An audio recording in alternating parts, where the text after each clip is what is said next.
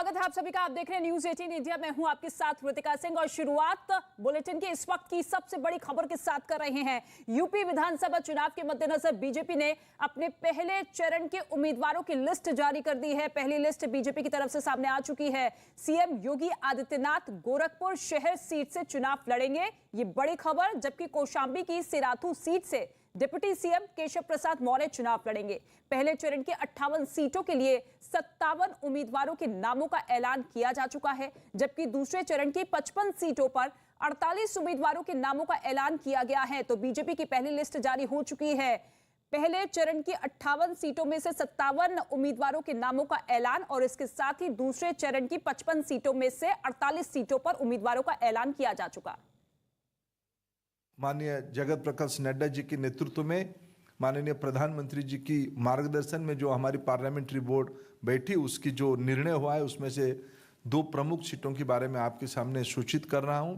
योगी आदित्यनाथ जी गोरखपुर शहर, आदरणीय योगी जी हमारे मुख्यमंत्री की दायित्व में है, वो गोरखपुर शहर से चुनाव में पार्टी की ओर से प्रत्याशी होंगे।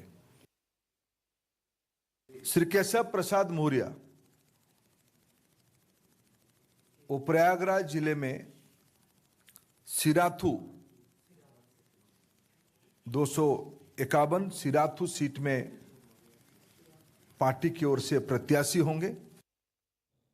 और इस वक्त जावेद मंसूरी मेरे साथ मौजूद है। दिल्ली से सीधे लाइव उनका रुख कर लेते हैं। जावेद, देखिए कई मैराथन बैठक हुई, कई तरह के मंथन हुए और उसके बाद अब पहले और दूसरे चरण के उम्मीदवारों की लिस्ट जारी कर दी है। कुछ सीटों पर अभी फिलहाल और मंथन होना है, लेकिन क्या लग रहा है इस लिस्ट को देखकर कि किस तरीके से तमाम जातीय समीकरणों को साधने की कोशिश की गई है? जो डैमेज पार्टी इस वक्त देख रही थी, क्योंकि एक के बाद एक तमाम मंत्री विधायक का बीजेपी का दामन छोड़ते हुए समाजवादी पार्टी में शामिल हो रहे थे, तो किस तरीके से सबको बैलेंस किया गया इस लिस्ट के जरिए? देखिए 107 जो सीट हैं उनमें अभी जो 83 सिटिंग विधायक थे उनमें से 63 को रिपीट किया है, 20 के टिकट काटे। और सबसे बड़ी खबर ये है कि मुख्यमंत्री आदित्यनाथ को गोरखपुर शहर से चुनाव लड़ाया जाएगा। केशव प्रसाद मौर्य की सीट का भी ऐलान किया गया। लेकिन अगर आपने जिस तरह से पूछा जातीय समीकरण किस तरह से साधे गए हैं, तो इसमें 68% जो टिकट हैं वो महिलाओं, पिछड़ों और दलितों को दिए गए हैं। ये बड़ा जातीय समीकरण है जो बीजेपी ने साधने की कोशिश की है, क्योंकि हमें याद है कि अभी पिछले दिनों जो बीजेपी से मंत्री विधायक पार्टी छोड़कर गए थे वो सब एक ही हवाला दे रहे थे कि दलितों और पिछड़ों की अनदेखी पार्टी के भीतर हो रही है, लिहाजा पार्टी ने विशेष ख्याल रखा है। तो ऐसे में कई बड़ी तस्वीरें उभर कर सामने आ रही है। जो आज लिस्ट जारी की गई है जिसमें 63 उम्मीदवार रिपीट किए गए हैं, 20 टिकट काटे गए हैं, जबकि पिछड़ों और महिलाओं और दलितों का प्रतिनिधित्व रखा गया है और एक जनरल सीट पर एससी को उम्मीदवार बनाया गया है। तो ये मोटे तौर पर तस्वीर है। ऐसे में जो कई ऐसे ज़िले सामने आए हैं जिनमें सभी उम्मीदवार जो सीटिंग विधायक थे उनको फिर से टिकट दिया गया है, चाहे वो मुजफ्फरनगर हो या फिर बागपत की हम बात कर लें। ऐसे कई, गाजियाबाद एक ज़िला उसमें से है, वो रिपीट किए गए हैं। बड़े चेहरों की अगर बात करें तो सुरेश राणा को, जो मंत्री हैं, गन्ना मंत्री हैं, उनको टिकट दिया गया है। संगीत सोम जो बड़े चेहरे हैं उनको फिर से रिपीट किया गया। तो ये मोटी तस्वीर उभरकर बीजेपी की लिस्ट से सामने आ रही है, क्योंकि कोशिश की गई है। पिछड़ों, दलितों और महिलाओं को प्रतिनिधित्व दिया गया है 68 सीटों पर। ठीक है, अमित भी मेरे साथ मौजूद है। अमित, इस लिस्ट को आप किस तरीके से देख रहे हैं? क्योंकि देखिए अखिलेश यादव की तरफ से भी प्रेस कॉन्फ्रेंस की गई। हालांकि सबसे बड़ी खबर तो यही है, क्योंकि अयोध्या से कयास लगाए जा रहे थे कि अयोध्या से चुनाव लड़ सकते हैं मुख्यमंत्री, लेकिन गोरखपुर सीट, यानी कि ना मथुरा से ना अयोध्या से, पहली पसंद योगी आदित्यनाथ की गोरखपुर। जी हाँ, बिल्कुल। जो कयास लगाए जा रहे थे कि अयोध्या से चुनाव लड़ सकते हैं योगी आदित्यनाथ, अब अयोध्या से नहीं, साफ हो गया है कि वो गोरखपुर सदर से ही लड़ेंगे। इसके अलावा दूसरे बड़े चेहरे इस योगी सरकार के, केशव प्रसाद मौर्य ओबीसी के भी ये बड़े चेहरे के तौर पे देखे जाते हैं, वो प्रयागराज जिले से ही वो चुनाव लड़ेंगे। और जाहिर तौर पर जिस तरीके से हम देखें पूरा जो प्रत्याशियों की लिस्ट, तो जातिगत समीकरण को देखकर लिस्ट जारी किया गया है। 21 नए चेहरों को जगह दी गई है और जिस तरीके से हम सुबह से ही पहले से ही दर्शकों को अपने बताते आए हैं कि बीजेपी उन्हीं उम्मीदवारों को, उन्हीं लोगों को टिकट देगी, उन्हीं को उम्मीदवार बनाएगी जिनका परफॉर्मेंस फील्ड में यानी ग्राउंड जीरो पर बेहतर रहा है, उन्हीं को बनाएगी। मेरे साथ यहाँ पर एक शख्स है, क्या नाम होगा आपका? प्रत्युष यादव। प्रत्युष, मुझे ये बताओ क्या देखकर वोट करोगे, क्योंकि समाजवादी पार्टी 29 लोगों का नाम उम्मीदवार अपना फाइनल कर चुकी है, आज बीजेपी ने भी कर दिया, 53 लोगों का बहुजन समाज पार्टी ने भी कर दिया, क्या देखकर वोट करोगे? सर, इनके बीजेपी सरकार में कोई विकास नहीं हुआ, इसलिए इस बार हम लोग बीजेपी को बिल्कुल सब वोट नहीं करेंगे।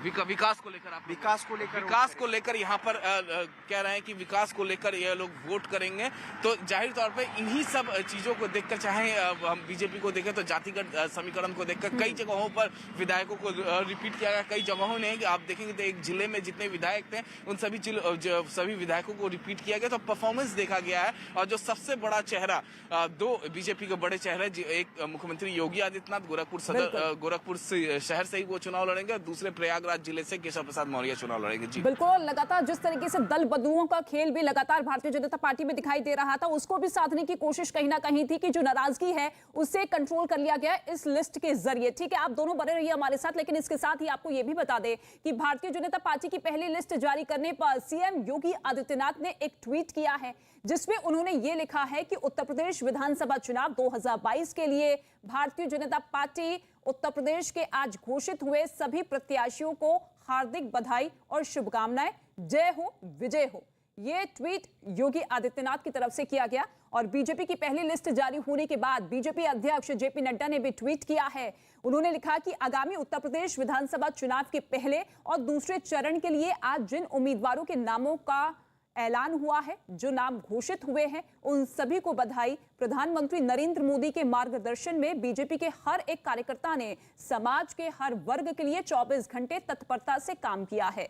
बीजेपी उत्तर प्रदेश के हर वर्ग के विकास और उनके कल्याण के लिए कृत संकल्पित है। मुझे ये पूरा विश्वास है कि जनता के आशीर्वाद और समर्थन से बीजेपी के सभी उम्मीदवार प्रचंड बहुमत के साथ विजयी होंगे। जावेद का रुख कर लेते हैं। जावेद, देखिए, सबसे बड़ी पार्टी अगर कोई समावेशी पार्टी है तो वो भारतीय जनता पार्टी है, और इस वर्ड पर, इस बात पर जोर लगातार धर्मेंद्र प्रधान की तरफ से दिया गया। ऐसे में क्या मानकर चला जाए कि अब इस लिस्ट के बाद क्या खलबली नजर आएगी, क्योंकि उम्मीदवारों के ऊपर पूरी जिम्मेदारी है और एक बड़ा भार यह भी है कि जीत दिलवानी है। ज्यादातर सीटों पर भारतीय जनता पार्टी ने ही 2017 में जीत हासिल की थी, जिन सीटों पर उम्मीदवारों के नामों का ऐलान हुआ। देखिए रितिका, जिस तरह से आज लिस्ट सामने आई है, चुनावों का बिगुल बच चुका है, हम सब जानते हैं। ऐसे में सबकी नज़रें इस बात पर रहती हैं कि जो दल हैं, मसलन बीजेपी और समाजवादी पार्टी, जिसमें दोनों में मुकाबला बताया जा रहा है कि उनके उम्मीदवार कौन होंगे। ऐसे में जो सबसे अहम बात है, पश्चिम उत्तर प्रदेश बीजेपी के लिए बहुत अहम है, क्योंकि मैं आपको बताऊं, जो पहले चरण में 58 सीटें हैं, उसमें से 54 सीटें माफ़ कीजिएगा, वो बीजेपी के पास थी। ऐसे में ये गेम चेंजर साबित होने वाला है पश्चिम उत्तर प्रदेश में। ये जो लिस्ट जारी की गई है, क्या बीजेपी इस प्रदर्शन को दोहरा पाएगी? क्योंकि 2017 के चुनाव में समाजवादी पार्टी अलग लड़ी थी, कांग्रेस के साथ गठबंधन करके लड़ी थी, आरएलडी अलग लड़ी थी, लेकिन इस बार आरएलडी और समाजवादी पार्टी पश्चिम में एक चुनौती बनेंगे, क्योंकि बीजेपी के सामने लिस्ट जारी करते वक्त ये बात ज़रूर ध्यान में रही होगी, क्योंकि पश्चिम की राजनीति न सिर्फ गठबंधन के लिहाज से बदली है, बल्कि किसान आंदोलन जो पश्चिम उत्तर प्रदेश में चला था, वो भी हमने देखा किस तरह से ज़मीन पर उसने काम किया। उसकी भी परीक्षा होगी कि क्या चुनावों में वो मुद्दा होगा। तो ये पहले चरण की हम बात करें। दूसरे चरण की अगर हम बात करें तो वहाँ पर भी ख्याल रखा गया है, उसमें बीजेपी मजबूत थी, सिवाय मुरादाबाद मंडल को छोड़कर। बीजेपी की लहर के बाद मुरादाबाद ऐसा मंडल था जहां बीजेपी को प्रत्याशित जीत नहीं मिली, जैसा कि बाकी मंडलों में मिली थी। यानी कि 2017